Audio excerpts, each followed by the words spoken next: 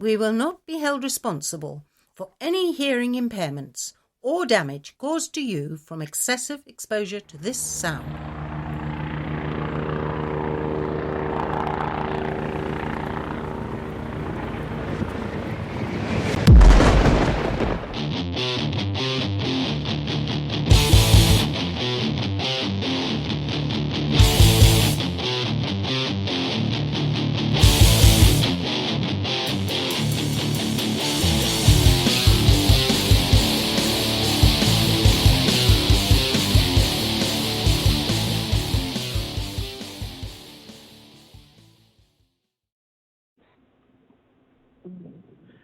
Hey, it's Sean and Clint here from Sackheads Radio. On the phone with us right now, we have Miss Karen Harrington, who is running for Congress in the 23rd District in Florida.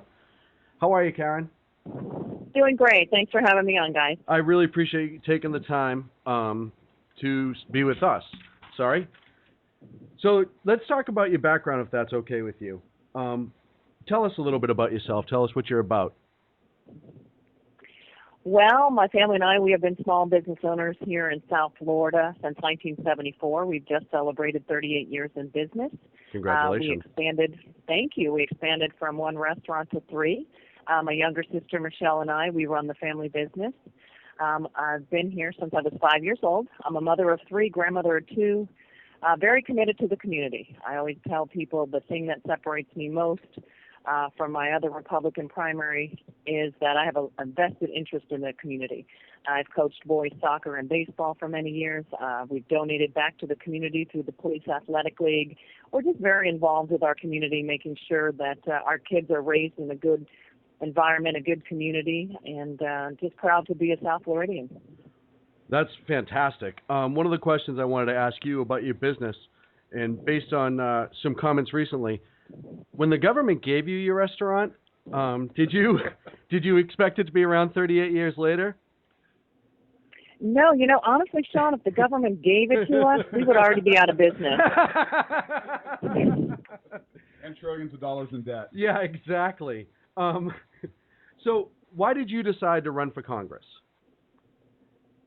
Well, I started to recognize what was happening to the country when President Obama became in office, and I started to realize on a business perspective how hard it became for us year in and year out through, the uncertainty of taxes, through regulations, the cost of insurance, whether it's health care or liability or workman's comp. Just everything became more difficult for us to try to maintain our business. And I started to recognize the person that impacted my life the most, besides the president, was my representative, Debbie Wasserman Schultz. And then I really started to look more into her background and realized she's never worked in the private sector. She's never had a job outside of government. So how could someone like her really go to Washington and understand what people in business, the job creators, go through to try to stay in business, start a business, expand it? And I realized how out of touch she was. And then over the years, watching her, I realized how far to the left she has moved. And she'll do whatever's necessary to get reelected. She represents her party. She represents her own personal agenda.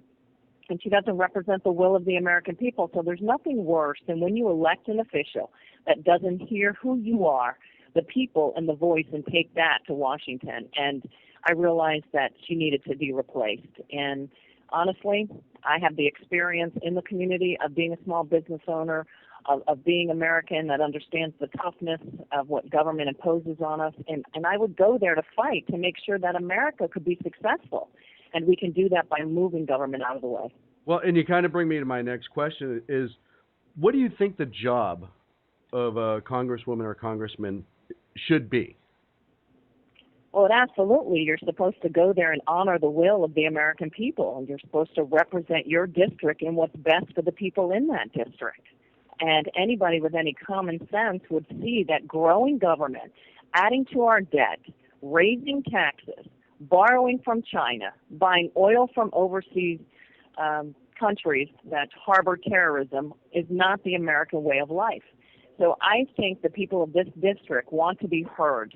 And my job is to work for them and go there with the things necessary to make America productive, to make us safe, to make us prosperous, and to keep us free. and she doesn't represent those things. And I want to, as I go door to door and I meet people and talk to them, it's very important that I understand what it is they expect from me, and I want to go there and honor their wishes. And you're not going to always make everybody happy. No, go ahead. If you can keep the core principles and values of what our nation is about, why we were founded, then we can continue to lead the proper way. And leadership in Washington on both sides of the aisle are broken. And we've got to instill in the American people that we are going to go there as your new leaders and to do the right thing for the country.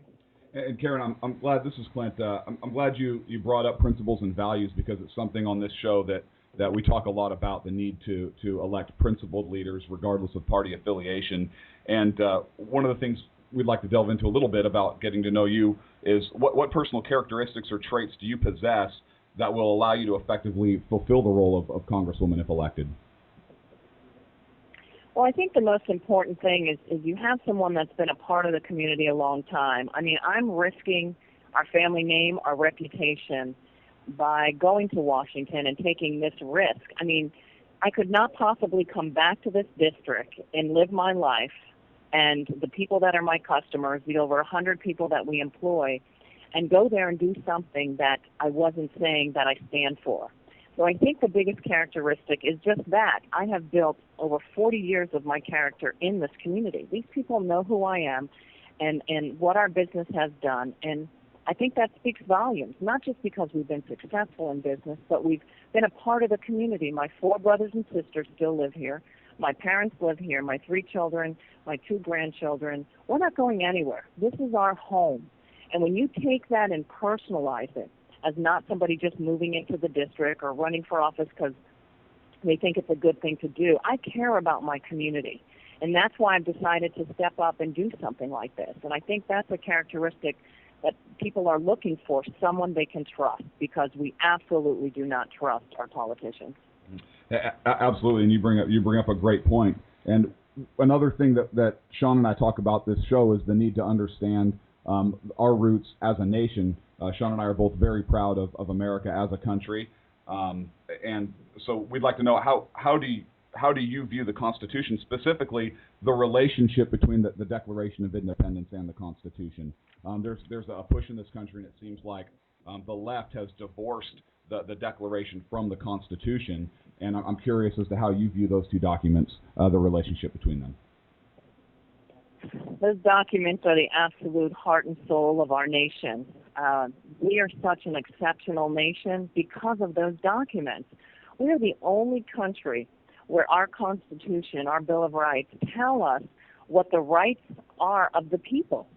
Every other country in the world, Constitution tells the people what the rights of the government are. We are exceptional and special, and we must adhere to that Constitution. We did not become who we are in 236 years because a government came in and ruled us. We, the people, ruled this nation, and we definitely have gotten away from that in these last 4 years. So if we can just adhere to the basic, simple rules of the Constitution and honor those, our nation would be prospering, we'd be more free, we wouldn't be fighting to keep our freedoms, whether it's our gun rights, our religious liberties, and the left wants to take the Constitution and reinterpret it into rules or laws that absolutely don't adhere to those. So if we can get back to those, and I think that leads me to one other point I want to make. I think a lot of people don't realize the importance of this election, not so much to replace Obama, but if he ever has the authority in the next 4 years to appoint 1 or 2 more Supreme Court justices, our Constitution as we know it is done, because we will be ruled by the liberal left. You're absolutely correct, and I've discussed this point before, where it seems as if there's almost no check on the Supreme Court. They all have almost unchecked power because their decision is final, and it takes literally an act of Congress to go back and change the law. But then the Supreme Court can come back and reinterpret it again. So you bring up a great point, and you touched on gun rights, which is a big issue right now in light of everything that's happened in Colorado. The left and the media and so forth has used this almost as a political pawn, I think, as Governor Christie put it, to push an anti-gun agenda. Where do you stand on that? We absolutely, listen, our founders did not make it number 2 because it wasn't that important. It's right after. I'm going to use that sometime. Okay, right after freedom of speech and freedom of religion is our right to protect ourselves. It is a sacred, absolute, important constitutional right that we have as Americans. I'm an NRA member. I have a concealed weapons permit. I own a couple of guns. In fact, ever since that incident out in Colorado, I think I need to buy a couple more. We have to always have that right to defend ourselves. And unfortunately, every state has the right to impose their own laws based on that. So I want to live in Florida. I want to know I can carry a gun. I don't want to live in New York where it's stricter laws, to be able to protect myself. And I will fight endlessly to protect the Second Amendment rights. I have an A rating now by the NRA, and it's just that important. Thinking of that being in that movie theater and 2 or 3 of those gentlemen having been in the military, just to think that they didn't think it was necessary to bring their gun with them to a movie theater. You can never think that you were ever safe anywhere. And if anything, that movie theater should have made us more pro-gun, that we need to protect ourselves at all times. Well, and like everything else, too, is unfortunately people use that as an automatic springboard to support their cause. And I think the biggest thing that's being lost right now is instead of focusing on the victim's family and kind of look into this Holmes character and what driven to do it, blah, blah, blah, blah, blah, everyone wants to make it about the gun. We've said on the show a million times, that's like saying, we should outlaw cars because people die in car accidents. It's not the tool or the implement. And I said last week, the amount of explosives and the sophistication that he had in his home that we're being told about, if guns had never shown up on this earth, if it was never an invention that even happened, he still would have found a way to commit this ridiculously heinous act. Absolutely. And another thing we'd like to touch on, we know our time with you is limited, so we appreciate you giving us this opportunity to speak with you. You touched earlier on fiscal responsibility and the budget. The U.S. right now has, a $16 trillion debt and over $1 trillion budget deficit. Obamacare, these other entitlements are basically going to push us over the edge to economic collapse. We can't sustain it. As a member of Congress, if you're elected, you'll have input over the purse strings of this country. How will you act in order to help turn this country around? Well, I hope in January the first thing I get to do, and I know Congress has done it about 32 times already, is vote to repeal Obamacare, but I believe we will have a president that will finally sign on to that, and we got to get it through the Senate as well. But absolutely, Obamacare is a disaster in so many ways. First, we're lied to. It is a tax, and not only that, there's 21 new taxes in it that will affect all income levels of Americans. So we've got to go in there. We've got to address either a Paul Ryan budget, the Simpson Bowles, perhaps Senator Lee's Saving the American Dream budget, all 3 of those combined. But the first thing you have to do is something we haven't done for 3 years, and that's pass a budget for the annual year. And if you can't even decide what we can and can't spend in a year, and you're just going to continue to run it up, we haven't stopped the bleeding.